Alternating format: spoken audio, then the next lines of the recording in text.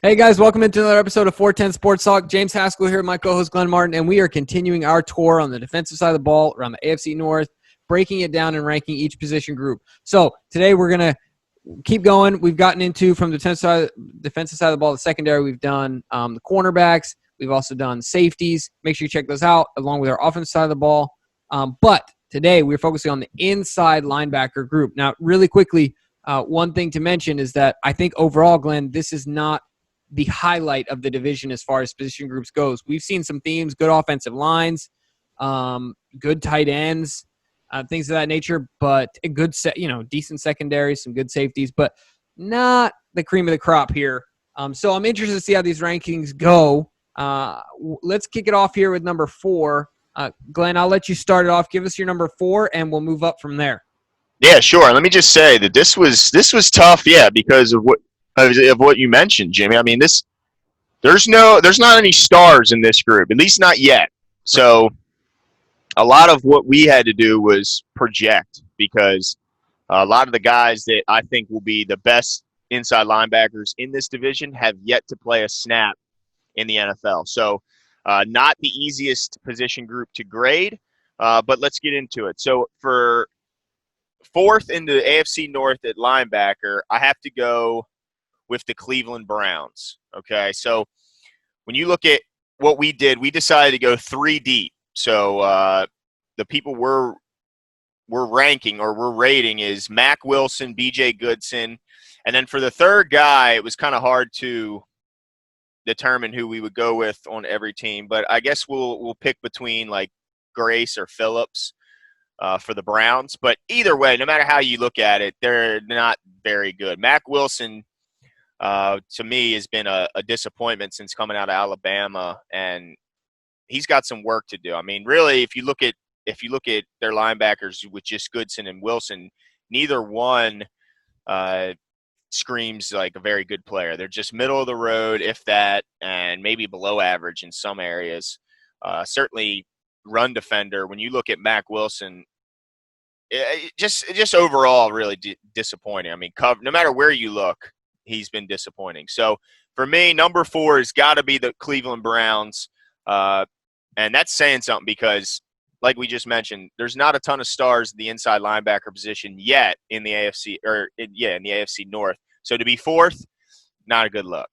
Yeah, no, I can't agree. I can't disagree with you here on this one. And I'll tell you what, it's going to hurt losing Schobert because they didn't do anything to address that. I think he was Mr. Reliable, underappreciated. That type guy. Every team seems to have one of those guys, but he had a career record in interceptions last year at 5, career record in tackles, had a breakout year, got a big paycheck by the Jacksonville Jaguars, if I'm not mistaken, where guys usually go to retire. And, you retire to Florida, whether you're in the NFL or not, but they got a big paycheck. He got a big paycheck, can't say no, so I don't blame him, but they did nothing to address that. Did they lose Kirksey too? Oh, yeah, I think you're right, yeah. I mean, yeah, that hurts. I mean, with that being said, there's not really much you can do to move them up and rank them any higher than the worst in the division. So number 3, we might already differ here. Number 3, say whatever you guys want. All you Steelers fans out there, deal with it, all right? Make your own YouTube channel if you want and tell us we're wrong. Or just tell us in the comment section. But I got the Steelers number 3. 2 words, Devin Bush. Gave up a lot for him. The kid has played okay. But look, maybe it's just because here in Baltimore, we expect something different from our first-round inside linebackers. But, I mean, his career, if you compare it to the guys we've taken in the first round, obviously Ray Lewis, not fair to compare. But talk about Mosley, similar type scenario. And Mosley was taken later in the draft than Devin Bush, who was taken number 10. I don't think their careers at this point compare. I think that Mosley considerably better. So aside from him, Vince Williams, not a scrub. But number 3 guy, it's a pretty far drop-off. Right. So depth, not great. I don't think Devin Bush is – I think he's going to make some progression, but he hasn't shown it yet. And you would think that he would benefit from – I think they have a good front. You think that he would benefit more from that? Yeah. But I don't know. Just hasn't turned out. His grades aren't that great thus far. So I'm going Steelers number 3. Do you have the same or you have anything different? I have the same, and I think it's because as we said to start the video, we had to base a lot of these rankings on projections because we think some of the top players at this position in the North have yet to play. So that's what makes it tough because, if you're grading just on last season alone, I think you might want to move the Steelers up from number 3. But you mentioned it. Devin Bush has been a disappointment. When you take a guy at number 10 in the draft, and you mentioned they gave up some draft equity to get there, you expect more than what they've gotten. I think what they expected was to get a replacement for Shazier. And let's be honest, he's not come close to what Shazier was at his height before the injury. So, man, how good was that guy? I mean, he was unbelievable. Athleticism. I don't know if there was a better athlete at the linebacker position ever, maybe ever.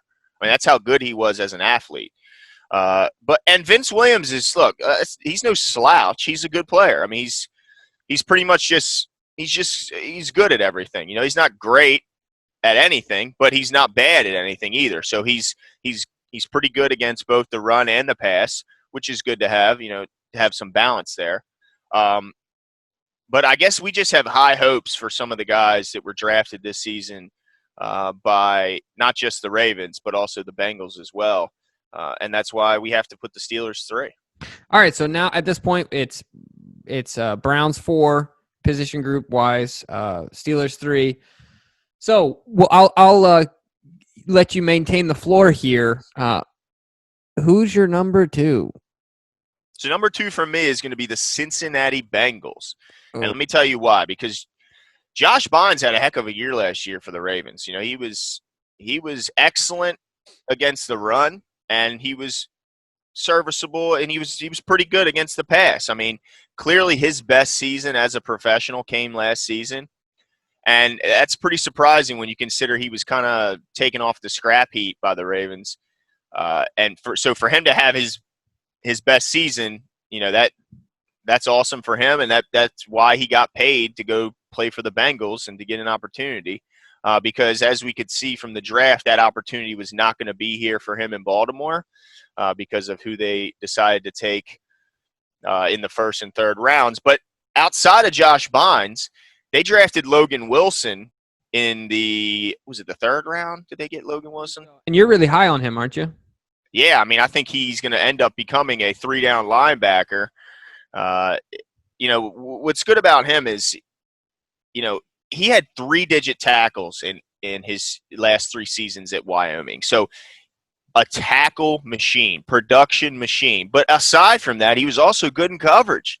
He was picking up balls off over the middle. I mean, I think the guy is a 3-down linebacker. So when I look at that, I look at him, and you put him next to a guy like Bynes, who extremely smart, hardworking, just a pro's pro, and also he's great against the run. I think that they'll complement each other. I think they'll end up being a pretty good tandem. And a guy, I feel like just Bynes can help just Logan Wilson just grow as a pro. And so that's why I put them number 3. Number 2, because I think that them two together could be something special. And again, we're projecting. So, Logan Wilson, we don't know yet, but we're just going off of what we think he'll turn out to be. And I think when you put Wilson next to Bynes, that's a pretty darn good tandem. Yeah, no, I'm with you. One of the things I think it's crazy in my mind to think that Devin Bush and Vince Williams. So I try and add some logic to, all these numbers that we look at and things like that. And obviously the play that we've seen from these guys, it's crazy in my mind to think that Vince Williams and Devin Bush and their linebacking group from the Steelers is ranked below the Cincinnati Bengals. But you're right. Josh Bynes, according to Pro Football Focus, the 6th ranked inside linebacker last year. Yeah. By far, just like you said, the best year of his career. And it's not like, for people that don't watch a ton of the Ravens, look, it's not like he benefited from having all these Hall of Fame type hogs up front. Right. Elodie Nada up there. You know what I mean? It's not like we had this tremendous pass rush. There are no Suggs up there. So, look, he was put in the spotlight a lot and performed well in a lot of, we needed him. We were desperate. Yeah, absolutely. So, anyway, it just takes some time for my mind to wrap around that. But number 1, we both have number 1. And I thought that I was going to be out here on a limb. I'm glad you're coming out here with me, Glenn. I appreciate it. But look, we're at the poker table, and all my chips are in. All my chips are in on Malik Harrison and Peanut. Oh, my gosh. Oh, wow. Glad you're gone, Peanut. Go to the Jets and enjoy your paycheck. They share a number, though. I'll let you off. Yeah, there you go. Patrick Queen. Oh, and they have the same name, right? First name, yeah. And the same number. Gosh, dang it. I'm going to get this confused all season. But Patrick Queen and Malik Harrison, really excited about both those guys. The reason and then, of course, LJ Fort, you can't throw out there, who was efficient last year. His grades are really high overall pass coverage, and then also as a rusher, as a pass rusher, grades are really high. And we saw him make some splash plays in the open field last year. But the reason that I'm ranking the Ravens number one is for two reasons. Draft capital. I don't think another team thus far in the AFC North has invested as much in their inside linebacking core, their tandem, as the Ravens have in recent history. Number two is just like I salivate at the idea of watching these two come into their own together, right? Malik Harrison and Patrick Queen growing up together, going through their growing pains together and turning into something together. I think that we're going to see Patrick Queen and Malik Harrison make big plays early. I think by the end of this year, we will say that Patrick Queen is a better inside linebacker than Devin Bush. Deal with it, Steelers fans. Get over it. I think that's what it's going to be. So for me, Ravens number one. I know I'm drinking the purple Kool-Aid here, but I want to know what your thoughts are. I know I have to agree with you. And yeah, you're right. It's a lot of it's projection, but I think no matter really which scouting site or whoever you go to who you trust, or if you did it yourself, if you went on YouTube and watched the tape yourself, everyone I've seen has agreed that Patrick Queen projects to be a heck of a cover corner or a heck of a cover linebacker. And most, if not all, consider him to be a 3-down linebacker. So when you put him next to a guy like Malik Harrison, who, again, depending on who you trust as a scouting site, everyone I saw ranked Malik Harrison as one of the highest players as far as chances or as far as the lowest chances of being a bust. So a guy that they find as the lowest floor, it was Malik Harrison. So basically they're saying there's no doubt that he'll at least come in and be quality against the run. There's just no doubt. I mean, that's what most people are saying, that he's going to be. I mean, just look at his size, speed, strength. You know, to me, you put them two next to each other, and they complement each other perfectly because you have the speed and athleticism. You called him blueberry marmalade with Patrick Queen, and then you got that crunchy peanut butter. You got that hammer who's going to come smashing. Them offensive linemen aren't going to be tossing our linebacker, Mr. Malik Harrison, around like it's not. He's 250 pounds. You know, he's 6'3". He's a big kid. And so I think when you have those two as your start, and then you add LJ Fort, who, if he would have qualified from a snap count standpoint, he would have been the third-rated inside linebacker in the division behind Bynes and Vince Williams. So he's a heck of a player. He's excellent as a pass rusher, by far the best pass rusher from an inside linebacker position in the division. And it's not even close. That's how much better he was. So when you put LJ Fort, and you mentioned his open field tackles, I mean, the guy's a good athlete. The guy can run. So to me, that's why they're number one. Is and a lot of it is projection. So I'm sure we're going to get beat up for it. But man, if those two young guys turn out to be what most are expecting, then there's no reason to assume that we've seen enough of Vince Williams. We've seen enough of Devin Bush to kind of get a feel for what they're going to be as pros. And I can't put them up. And then, even though Josh Bynes had his best season last year, I still look at what Josh Bynes was for his whole career, because he's had a long career. That last year could be considered the anomaly.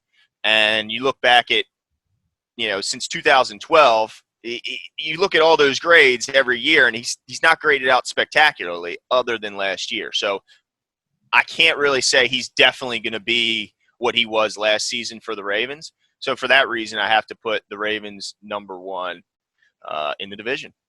Yes, sir. We're excited to get your guys' comments on this one. I know there's going to be a lot. Let us know what the differences are, between your rankings and our rankings.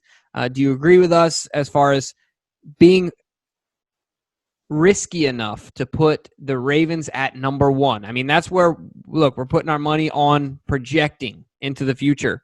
But based on these prospects, we're willing to do it and what we've seen. Let us know what your guys' thoughts are. Make sure to subscribe. Make sure to hit the like button. And also leave your comments, and we'll get back to as many of them as we can. Stay tuned, and we'll be back soon. See you.